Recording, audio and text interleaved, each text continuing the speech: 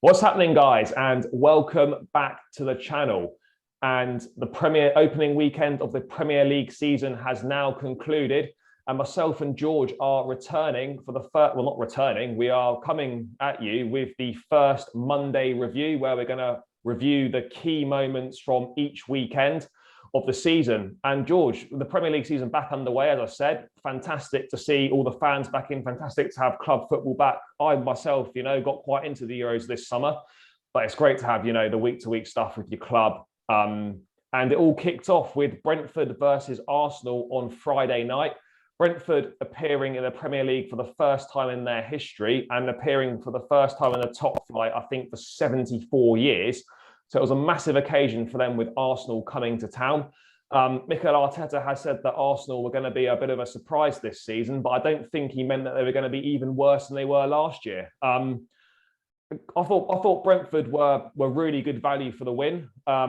They set up really well. They played to their strengths. I thought the two guys up front, Ivan Toney and Mbemba, caused all sorts of problems. And Arsenal were just all over the place. Ben White looked at sea. Anything up in the air seemed to be a real struggle for him. And, Ivan Toney just completely bullied him all game. And I think their night was summed up by their awful defending for that second goal from the long throw. George, how did you see that game? Just a couple of words on Brentford and Arsenal. Yeah, I'm almost annoyed at my prediction of giving Arsenal even a point because, I think I wasn't shocked at all by the result. I have to be honest with you. I think, a team that are back in the first division for a long time, the ground rocking, and they're exactly the kind of opposition that Arsenal hate to play against, physical, high press, and do the simple things well. And when I saw the lineup come out and the news filter through that they had no Lacazette or Aubameyang to play, and even just looking at the individuals that they had on the pitch, I thought they're banging trouble here. So I was quite soft by thinking that they could maybe snatch a point, but they were awful. They were honestly just second to everything. And like you said, mate, that second goal, you see those in Sunday League football, not dealing with the second ball, a throw in, don't win the first header. You can't let that ball bounce straight across the 6-yard box and for someone to just head it in. Great story. I mean, great to see Brentford in the top flight. Got very charismatic manager in charge, got some decent players, and a fantastic win for them. And that kind of epitomised, that was such a perfect game for the opening game of the Premier League weekend, because it just epitomises everything that we've missed about football, the shocks, the atmosphere, the fans being back, just everything was just it was so great to watch on Friday night. And but Arsenal, I mean, just woeful. And I really can't see them getting any better. I know the inclusion of Aubameyang and a striker would have improved them slightly, but they've just got nothing, no identity, no system, weak, no personalities, no leaders. I could go on, and again, AFTV was great viewing for me throughout the weekend. Well, what's mad though, George, just quickly on Arsenal, it's the same things being said that have been said for the past, God knows, 10 plus years. No leaders, as you said, no personalities, no charisma, complete lack of quality. But you look at that Arsenal side that went out, there's hardly any decent players in that team. There's just a complete lack of quality. And, some fans will point out, as you mentioned, no Aubameyang, no Lacazette.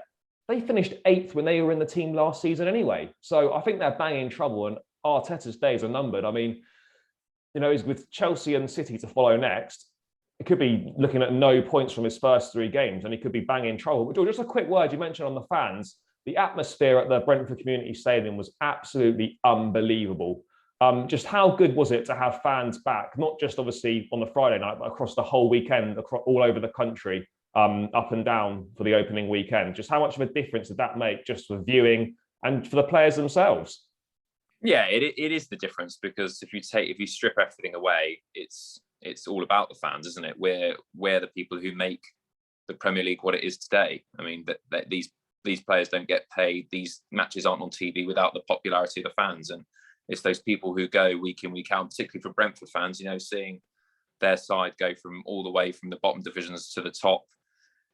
A small stadium, but a very impressive one. I drove past it at the weekend, and very impressive on the outlook. And they call it the beautiful game for that very reason. Just, you get fans from all sides of the countries, and, win, lose or draw, they're there every week. And it's great to see it. And watching it at home as well. Nothing worse than having to tune into that silent ground with just no atmosphere when the goals go in and all sorts. So it is fantastic for it to be back. And let's just hope that we can continue that with no other disruptions now. And yeah, George, moving on, heading into the weekend, obviously Man United got the weekend action underway with the lunchtime kickoff against Leeds. The atmosphere in Old Trafford was absolutely rocking. I'm not sure if you saw it, but when Varane got presented on the pitch to the fans, the noise and the atmosphere there is just something else. You just can't beat it. I don't think any other sport has atmosphere like football does. But once the game got started, George, Manchester United laid down a pretty good marker. A 5-1 win against Leeds. I mean, Leeds admittedly did get it back to 1-1, but they looked impressive, United. I know it's only one game, but I thought Paul Pogba was at his brilliant best, showing the talent that he has evidently got. He just needs to perhaps provide that on a more consistent basis. I don't know if I was more shocked by the fact that Bruno Fernandes scored a hat-trick, or the fact that none of those 3 goals were a penalty. But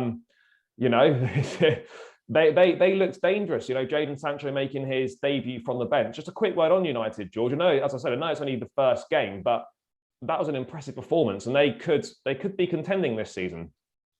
Yeah, strong start, impressive start. Actually, the person I was most impressed with was a player that we mentioned in our last clip, which was Mason Greenwood. I think it's a really big season for him, and he looked class up front. I mean, just goes to show that actually you don't need to spend millions and millions of pounds on someone like a Martial to do that job. You've got someone there who wants to learn. His pace is frightening, and he's clearly got the finishing as well. So I think he could be that number 9 for them going forward. But yeah, impressive. They went straight from the hit the ground running. Bruno Fernandes, no shock there that he was in and amongst it with the goals, and they have got a good squad. You can't get away from that. I still think they're going to fall short on the basis that I still think they're a weak in few areas, but yeah, they've got players that if they're on form, they're very dangerous. Paul Pogba looked at with 4 assists, looked very, very impressive, and a good start. But I don't think we should get carried away. I think they should have won that game, and it was impressive style. But there's 37 games to go, mate. So I think they will fall short. I don't think they'll be in and amongst it. Yeah, no, I think I have to agree. Look, a brilliant start, but I think it's important to keep those feet firmly on the ground. There is only one game, a game that they're expected to win as well. But if Pogba and Fernandes can keep doing bits in midfield, Jadon Sancho hit the ground running, Mason Greenwood to continue his development, then they're definitely going to be in with a shout. But I do agree that ultimately they'll feel a little bit short. I think they lack a top goal scorer, someone like a 20 to 25 league goals a season. I just don't think they've got that in them. And there's still, for me, question marks over the manager for the duration of the season. Can he deliver it every single week and when it matters? Evidence would suggest otherwise. But George, moving onwards to the home of the European champions, Chelsea kicked off their season with a convincing 3-0 win over Patrick Vieira's Crystal Palace. Again, it was great to see another clean sheet kept. So much of last season's success was built on a top back line, and it was great to see that kind of remain intact. And it was nice for us to get 3 goals as well, because we have really struggled for goals under Thomas Tuchel, despite all the success. Yeah, George, just a few thoughts on Chelsea's performance, and obviously another great performance from Trevor Chalobah. Yeah, I mean, I think it demonstrated how strong our squad really is, because I looked at the lineup and yeah, I was happy with it, but I was surprised with a few of the selections. You said in the previous clip that we did for the Blues Brothers channel that you were expecting Reece James, Ben Chilwell to both feature at some stage. I wasn't sure on the Kante situation, but obviously he wasn't available to play. And yeah, when you've got those players missing, you think, God, it may only be Crystal Palace, but it's going to be certainly tougher than previous seasons. But we came out all guns blazing and a fantastic sunny day at the Bridge, full capacity.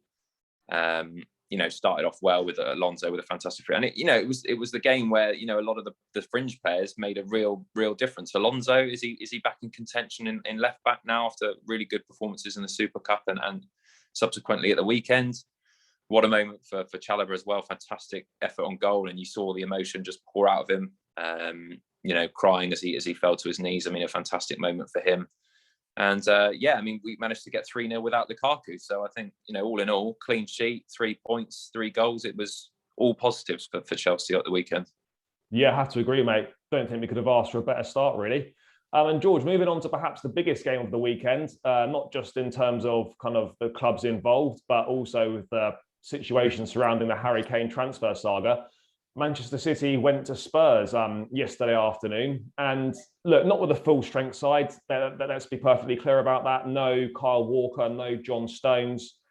Missing Kevin De Bruyne as well. I know he came on for a little bit, but missing some key personnel there. But they ultimately fell up short. Spurs winning 1-0 with a goal from Son. Jack Grealish, £100 million man, making his debut. I think City did look a bit lightweight at the top end of the pitch. And I think yesterday's performance does further indicate that they really do need to get Harry Kane in at all costs. How did you see it? Well, it was probably the most anticipated match of the weekend. I certainly enjoyed watching it. I mean, again, atmosphere electric, two big sides. As much as we joke about Tottenham Hotspur and all the rest of it, you don't want to be facing them away in your first game of the season. I think it was always going to be a tough game. And yeah, the City were ultimately fairly short of players. I have no doubts that if they had a full strength squad, I don't think they lose that game. There were players in there that, like Mendy, obviously, like I said, Kyle Walker, who's pivotal for the pace he's got. Yeah, they just lacked that clinical edge, didn't they? They did create chances, but they just didn't have that talisman to kind of even just stick one that doesn't matter how it goes in. They just couldn't find it. I think there was a lot of pressure on Jack Grealish to perform, and you can't judge him on one game.